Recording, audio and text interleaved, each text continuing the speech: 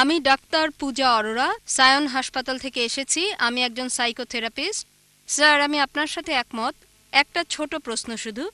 যখন নবী মুহাম্মদ সাল্লাল্লাহু আলাইহি সাল্লাম নবুয়ত পেয়েছিলেন, আর তিনি, যেমন আপনি বললেন যে তিনি ছিলেন সাধারণ লোক, নবুয়ত পাবার আগে সেই সময়ে কোরআন, যেটা ঈশ্বরের বাণী, এটা কি শুধু মুসলিমদের আলোকিত করেছিল? কারণ ঈশ্বর পক্ষপাতিত্ব নিশ্চয়ই করবেন না। তাহলে পৃথিবীর অবশিষ্ট মানুষ তখন কি করছিল? যখন নবী মুহাম্মদ সাল্লাল্লাহু আলাইহি সাল্লাম অল্প কিছু মানুষকে আলোকিত করেছিলেন, আর এটা এমন দীর্ঘ সময় নিয়েছে সমাজের অন্যান্য অংশগুলোকে আলোকিত করার জন্য এই ঈশ্বরের বাণী দ্বারা, আর কত বছর নেবে অমুসলিমদের জন্য?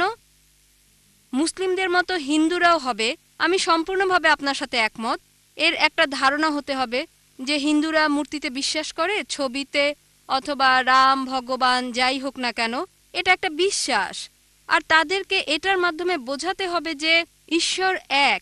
হিন্দু ধর্ম বিশ্বাস করে এক সর্বশক্তিতে, যেটা একটা শক্তি, একটা স্বর্গীয় শক্তি। তবে দুঃখজনকভাবে এটা বিভিন্ন আকার দেওয়া হয়েছে। সুতরাং যদি এই কল্যাণের জন্য কোরআন যদি একজন হিন্দুকে সাহায্য করে এক ঈশ্বর সম্পর্কে জানতে, এটা খুবই ভালো।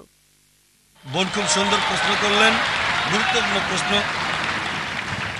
যদি কোরআন এমন এক বই হয়, যদি এটা ঈশ্বরের বাণী হয়, তাহলে কেন এটা শুধুমাত্র একটা ছোট্ট দলের জন্য এসেছিল, যেখানে ছিল শুধু আরবরা আর মুসলিম? সারা পৃথিবীর জন্য কেন আসেনি? কত সময় লাগবে? বোন, কোরআন কখনোই শুধু মুসলিম বা আরবদের জন্য নাজিল হয়নি। কোরআন সমগ্র মানব জাতির জন্য। এটা বলা হয়েছে সূরা ইব্রাহিম অধ্যায় 14 আয়াত 1, সূরা ইব্রাহিম অধ্যায় 14 আয়াত 52, সূরা বাকারা অধ্যায় 2 আয়াত 185 এবং সূরা জুমার অধ্যায় 39 আয়াত 41-এ কোরআন সমগ্র মানব জাতির জন্য প্রেরিত। সময় সংক্ষিপ্ত, তাই রেফারেন্সটা দিচ্ছি, উদ্ধৃতি বলছি না। তাই কোরআন শুধু মুসলিম বা আরবদের জন্য নয়, কোরআন সমগ্র মানব জাতির জন্য। আর নবী মুহাম্মদ সাল্লাল্লাহু আলাইহি সাল্লাম শুধু মুসলিম বা আরবদের জন্য নয়। কোরআন বলছে সূরা আম্বিয়া অধ্যায় 21 আয়াত 107, ওয়ামা আরসালনাকা ইল্লা রাহমাতাল লিল আলামিন, আমি তো তোমাকে প্রেরণ করেছি রহমত স্বরূপ সমগ্র মানব জাতির জন্য, সারা পৃথিবীর জন্য, সমগ্র সৃষ্টির রহমত স্বরূপ। একই কথা বলা হয়েছে সূরা সাবা অধ্যায় 34 আয়াত 28, যে নবী মুহাম্মদ সাল্লাল্লাহু আলাইহি সাল্লামকে পাঠানো হয়েছে সারা পৃথিবীর নবী হিসেবে, সুসংবাদদাতা আর পাপ থেকে সতর্ককারী হিসেবে। তবে অধিকাংশ মানুষই তা জানে না। কোরআনের এই আয়াত বলছে অধিকাংশ মানুষই তা জানে না। এই কারণেই বোন আমরা এমন সম্মেলন করে থাকি। এটা সব মুসলিমের দায়িত্ব, সর্বশক্তিমান আল্লাহর বাণী সবার কাছে তুলে ধরা। তাহলে আরেকটা প্রশ্ন স্যার করব? সময় লাগবে, তবে ভালো হয় আর দেরি না করলে। আর যারা মুসলিম হিসেবে দাবি করে, অনেকেই ভালো মুসলিম না, হয়তো শুধু নামেই আব্দুল্লাহ, জাকির, মোহাম্মদ, সুলতান। ভালো মুসলিম তারা নাও হতে পারে। একইভাবে আপনি ঠিকই বলেছেন, হিন্দু ধর্মে গ্রন্থ মানছে না। তারপরও যে ধর্মের সবচেয়ে বেশি মানা হয়, শুধু মুখে নয় কাজে কর্মে, সেটা হচ্ছে ইসলাম 1 নম্বরে। খ্রিস্টানরা সংখ্যায় অনেক বেশি, প্রায় 200 কোটি, মুসলিমরা 130 কোটি। তবে পৃথিবীতে ধর্ম মানার ক্ষেত্রে 1 নম্বর হলো ইসলাম, পার্সেন্টেজ হিসেবে সবচেয়ে বেশি। তাই এই আলোচনা প্রধানত ওই সমস্ত মুসলিমদের উদ্দেশ্যে যারা যথাযথভাবে ধর্ম পালন করছে না, যাতে ইসলামের কাছে থাকে, আর ওই সব মুসলিমদের কাছে শান্তির বাণী পৌঁছাতে চায়, ভালোবাসার বাণী, আর পৃথিবীতে প্রমাণ করতে চায় যে ঈশ্বর কেবল একজনই। পূর্ণ শান্তি তখনই আসতে পারে যদি নিজের ইচ্ছাকে আল্লাহর কাছে সমর্পণ করেন। এটা একমাত্র রাস্তা পৃথিবী এবং আখিরাতে পূর্ণ শান্তি পাবার। আর এই কারণে এই বোন এমন সম্মেলন করছি। আমাদের একটা স্যাটেলাইট চ্যানেল আছে, পিস টিভি। প্রতিদিন 60 মিলিয়নেরও বেশি মানুষ এটা দেখছে। তাই অন্তত বিচারের দিনে আল্লাহ সুবহানাহু ওয়া তাআলার কাছে বলতে পারবো, হে আল্লাহ, আমাদের সামর্থ্যের মধ্যে সর্বোচ্চ চেষ্টা করেছি। আমরা অন্তত প্রতিদিন 60 লক্ষ মানুষের কাছে তোমার দাওয়াত দিয়েছি। আর আজকে এই দাওয়াত আপনার কাছেও পৌঁছে গেল বোন। তাই পরবর্তীতে বিচারের দিনে বলতে পারবো, আল্লাহ সুবহানাহু ওয়া তাআলাকে আমি দাওয়াত দিয়েছি, এই বোনকে গ্রহণ করা না করাটা আপনার বিষয়। আরেকটা বিষয় স্যার বলতে পারবো? একটু যোগ করতে চাই, পারবো? অনেক ধন্যবাদ স্যার। আর একটা বিষয়, যদি ঈশ্বর নিরপেক্ষ থাকবেন বিচারের দিনে, তাই না? তাহলে আপনি পক্ষপাতিত্ব করলেন যে অমুসলিমদের অগ্রাধিকার দেওয়া প্রশ্ন করার ক্ষেত্রে। ঈশ্বর ন্যায় নিরপেক্ষ। তাই যদি হিন্দুরা মূর্তি এবং ছবিতে বিশ্বাস করা বন্ধ করে আর তারা সর্বশক্তিমানে বিশ্বাস করে যার কোনো আকৃতি নেই, কোনো আকার নেই, বিচারের দিনে তারা কি মুসলিম হিসেবে গণ্য হবে সর্বশক্তিমান ঈশ্বরের কাছে? না, এটা এমন না। একই ধারণা যা হিন্দু ধর্মে আছে, যা ভুল বিশ্বাস আর আকৃতি দিয়ে পালন করা হয়। তবে একজন হিন্দু যদি হিন্দু ধর্ম পালন করে সেটা ভুল না, পালন করবে, কারণ তার উদ্দেশ্য ঈশ্বর, তিনি মহান, তবে আকার দেওয়া খুব যাবে ভালো না। প্রশ্ন, যদি এই বার্তা হিন্দুদের কাছে পৌঁছে তারা গ্রহণ করবে। খুবই ভালো প্রশ্ন। ধন্যবাদ পক্ষপাতিত্ব স্যার। আর নিরপেক্ষ হওয়ার ব্যাপারে দুটো মত থাকতে পারে আপনার দিক থেকে, কারণ নিরপেক্ষ না বলে অন্তত প্রশ্ন করতে পারছেন। এই পক্ষপাতিত্ব না করলে আমি আল্লাহর কাছে বলতে পারতাম না আমি আপনাকে সরাসরি দাওয়াত দিয়েছি এককভাবে। আপনি দেখছেন, তাই না না, তিনি তা তাই আপনাকে বিশ্বাস বুঝতে করেন হবে না। বোন, কেন পক্ষপাতিত্ব করছি। এই পক্ষপাতিত্ব নিরপেক্ষতার জন্য, কারণ অন্যরা দাওয়াত পেয়েছে 100 না হলো 90 ভাগ, আপনারা সবাই কম পাবেন, তাই আমাদের এই পক্ষপাতিত্ব নিরপেক্ষ হওয়ার জন্য। ঠিক স্যার, তবে আমাদের যা এবার দরকার। আপনার প্রশ্নে আসি। জি স্যার। এটা খুবই ভালো প্রশ্ন যে যদি হিন্দুরা বিশ্বাস করে এক ঈশ্বরে, মূর্তিতে বিশ্বাস না করে, প্রতিমূর্তিতে বিশ্বাস না করে, ভাস্কর্যে বিশ্বাস না করে, তাহলে শেষ বিচারের দিনে তারা কি মুসলিম হবে? ঠিক, আপনি ইসলামের অংশ অনুসরণ করছেন।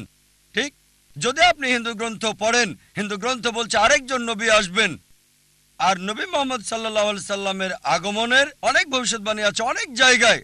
তার কথা আছে ভবিষ্য পুরাণায় পর্ব 3 খণ্ড 3 অধ্যায় 3 শ্লোক 5 থেকে 8। তার কথা বলা হয়েছে ভবিষ্য পুরাণায় পর্ব 3 খণ্ড 3 অধ্যায় 3 শ্লোক 10 থেকে 27। তার কথা বলা হয়েছে অথর্ববেদে অধ্যায় 21 অনুচ্ছেদ 6, অথর্ববেদ অধ্যায় 21 অনুচ্ছেদ 7।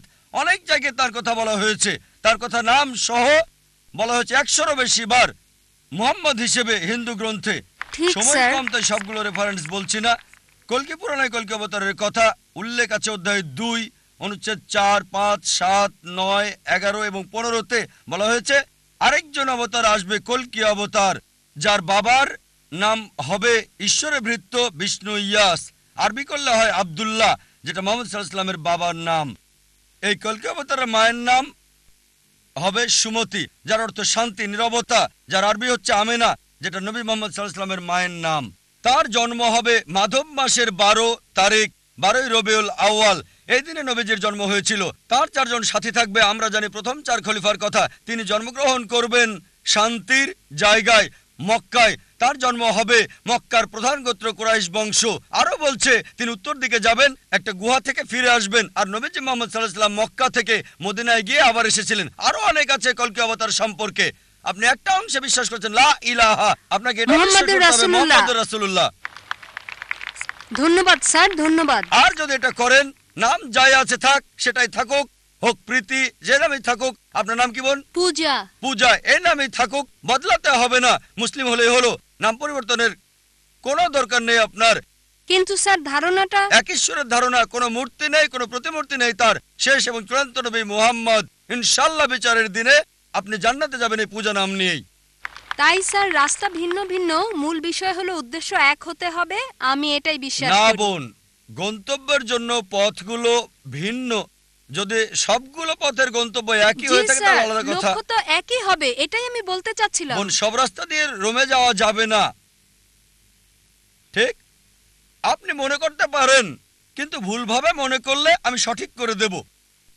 আমি বিশ্বাস করি হতে না। পারে না স্যার, না না। বোন, যদি বলেন আপনি হিন্দু, সংজ্ঞাগতভাবে যে ভারতে বাস করে সেই আসলে হিন্দু। না স্যার, এটা এমন না। বোন, হিন্দু হচ্ছে ভৌগোলিক সংজ্ঞা।